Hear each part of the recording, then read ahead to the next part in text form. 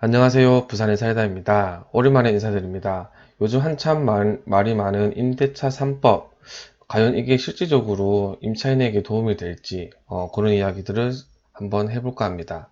같이 한번 보실까요?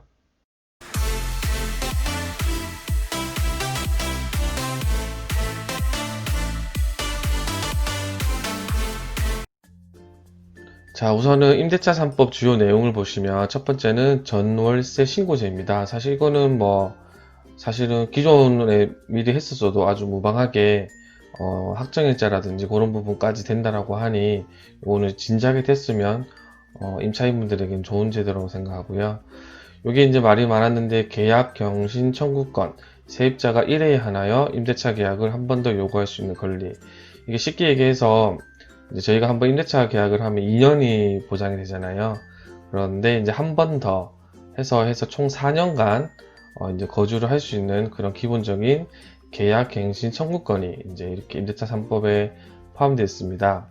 이 내용이 사실 초반에는 박주민 의원이 무제한 연장할 수 있게끔 그런 법안도 발의됐는데, 그런 법안은 사실은 좀 무리가 좀 더 있다고 판단했는지 모르겠지만 아무튼 2+2 최대 4년 그렇게 얘기를 지금 되고 있습니다. 그리고 전월세 상한제, 임대료를 증액하는 기준을 5%로 제한하고 그 5% 이내에서 이제 시장이라든지 도지사가 결정할 수 있도록 하는 그런 내용을 담고 있습니다. 다들 알고 계신 내용이지만 한번 간단하게 정리를 해봤고요.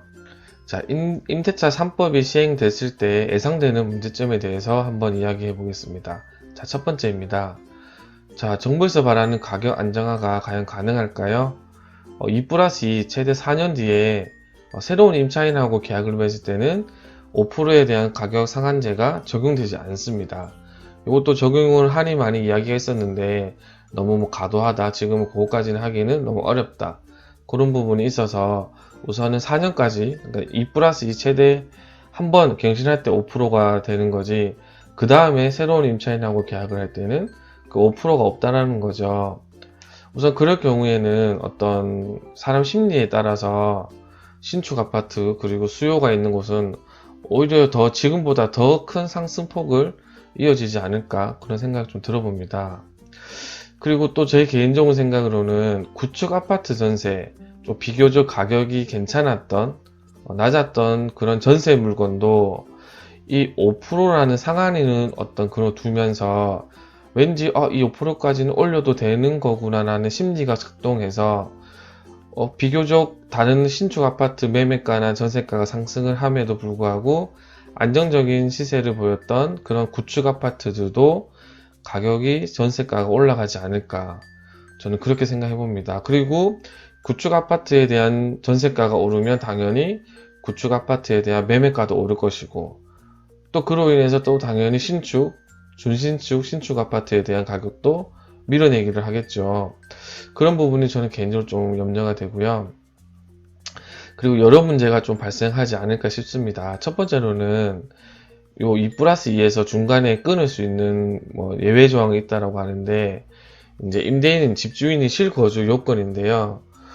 이게 사실은 어떻게 규제가 정확하게 나올지 모르겠지만 세대 분리를 해서 저 혼자 들어가고, 그리고 우리가 아시다시피 우리가 집 전체를 임대를 줄 수도 있지만 집에 대한 일부분에 대한 전월세도 가능하거든요.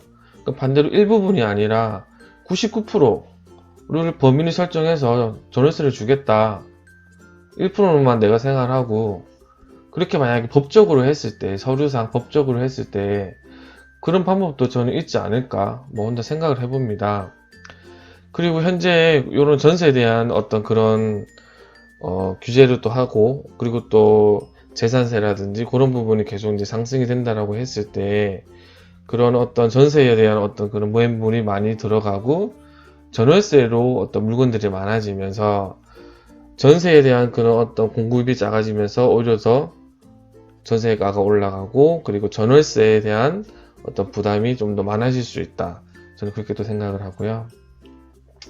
그리고 서울에 또 8억 정도 하는 전세 사시는 분과 지방에 5억 정도 이제 매매로 사시는 분, 이 둘만 봤을 때는 과연 누구를 더 보호를 해야 되는 사람인지, 과연 이게 전세와 매매, 임차인과 임대인의 어떤 그런 단순한 문제로 이거를 볼 수 있는 건지, 왜 이렇게 이분화를 해서 뭔가 그런 경계를 자꾸 이렇게 분리화시키는지, 저만 그런 느낌이 드는 건지 잘 모르겠습니다. 그리고 네 번째로는 우리가 보통 신축 아파트, 입주하는 아파트를 보면 아무래도 전세 물량이나 이런 게 좀 많기 때문에 비교적 다른 아파트보다 조금 전세가가 괜찮게 들어갈 수 있었습니다. 그래서 보통 우리 신혼부부라든지 그런, 뭐 저도 제 주변에 동생들한테 그런 얘기를 해줬는데요. 신축 아파트 전세를 노리면 의외로 좀 싸게 잘 들어갈 수 있다. 그런데 이제는 이런 제도가 이제 정착이 되면 신축 아파트조차도 처음부터 전세가가 비교적 좀 높게 측정이 되지 않을까, 또 그런 생각이 듭니다. 자, 뭐 많은 분들이 아시겠지만 예전에 한번 사례를 좀 보면 로베스피에르의 우유, 뭐 저도 이제 최근에 알게 된 내용인데요. 혹시 모르시는 분을 위해서 한번 설명을 드리겠습니다. 프랑스 혁명 당시 지도자인데요. 로베스피에르가 모든 아이들에게 우유를 마시게 하겠다 라는 선한 마음으로 우유 가격 상한제를 정하게 됩니다. 우유 가격을 얼마 이상은 팔지 말아라.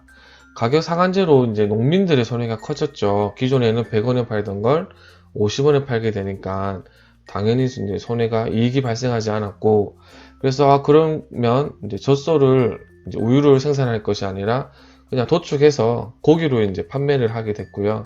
그러면 당연히 이제 우유 생산량이 감소를 했죠. 우유 생산량이 감소하면서 우유 가격은 한번 상승을 하게 됩니다. 이 가격 상한제를 뒀지만 이제 우유는 작고 수요는 많으니까 비정상적인 어떤 뒷거래로 일부 부자들만 또 마시게 되는 그런 일이 있었습니다. 그래서 또 지켜보니까 왜 농민들이 젖소를 도축을 했을까 보니까 사료값이 비쌌던 거죠. 우유값에 비해서.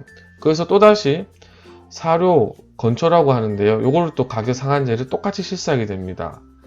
그러니까 이제는 또 사료업자분들이 그럴 바에는 이거를 내가 뭐 생산하는 것 바에는 아예 불태워서 없애버리겠다.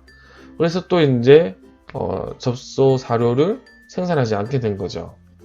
그렇게 됨으로써 최초 요때 시기보다 우유 가격이 10배 가까이 폭등하게 되면서 정말 비정상적인 거래로 초초초 부자들만 비정상적인 뒷거래로 마시게 되었다는 그런, 이건 뭐 제가 지어낸 이야기가 아니고요. 우리 역사의 한 페이지에 남아있는 이야기인데, 이렇게 규제만을 해서 하는 거는 아무리 선한 마음으로 했다라고 하더라도 결과는 좋을까라는 생각이 듭니다.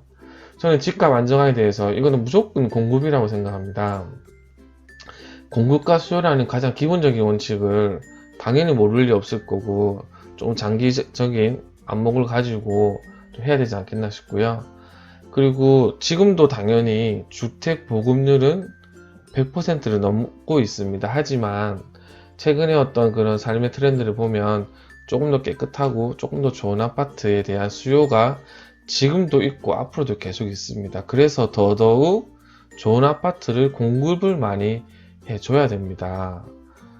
근데 이 공급을 지금처럼 일반 국민에 대한 개인적인 재산을 가지고 그러지 말고 국가나 지자체에서, 지방 자치단체에서 어떤 토지를 수용을 해서 거기에 뭐 지금처럼 어떤 뭐 조금 작은 그런 아파트만 짓는 게 아니라 우리가 흔히 얘기하는 좀 좋은 아파트, 그런 아파트 같은 것들을 정말 좀 많이 좀 공급을 해서 국가가 소유를 하면서 지금 얘기하는 전월세 시장에 어떤 그 가격 상한제를 정해서 팔지는 말고 정말 좀 안정적인 그런 공급을 해준다면 가격이 조금 더 안정세를 좀 보여주지 않을까 생각합니다. 저 역시 지금 아이들을 좀 키우는 입장에서 나중에 이 아이들이 삶을 어떻게 살아갈 것인가, 이 주거라는 것을 어떻게 해결할 것인가, 벌써 저도 좀 부모된 마음으로 걱정을 하고 있는데요. 이게 어떻게 좀 정착이 될지는 좀 지켜봐야 될 것 같고, 정말 임차인의 어떤 주거 주거 안정화를 위해서 무엇을 해야 될지를 단기간에 보지 말고 정말 장기간에 걸쳐서 좋은 좀 그런 공부반이 나왔으면, 이번에야말로 나왔으면 좋겠습니다. 네, 저는 또 다음에 인사드리겠습니다. 감사합니다.